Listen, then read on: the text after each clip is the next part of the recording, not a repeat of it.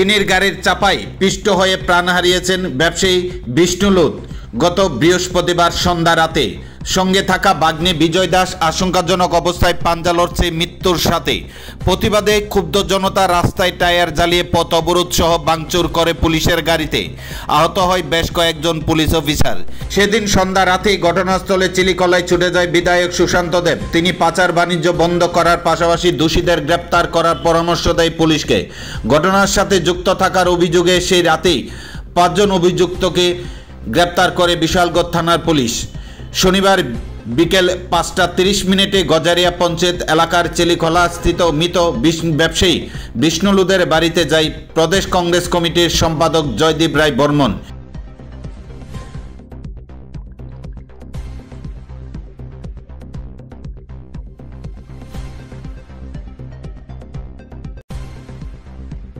দেখুন, একটা খুব বিক্ষোভ যখন হয়, একটা চিনির গাড়ি বাইক আরোহীকে বিষ্ণু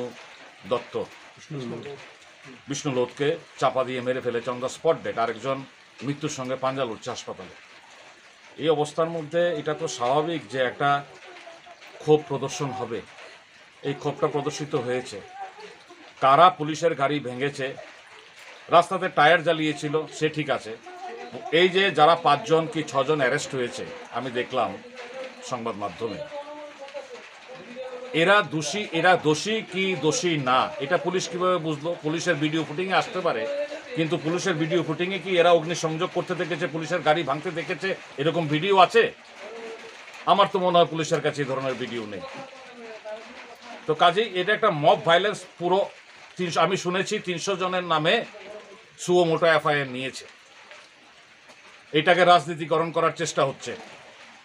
আগামী দিনে এই এফআইআর মূলে বিরোধী দলের সদস্যদের যে হয়রানি করবে না, তার কি গ্যারান্টি আছে? তো কাজেই আমি এর তীব্র প্রতিবাদ জানাই।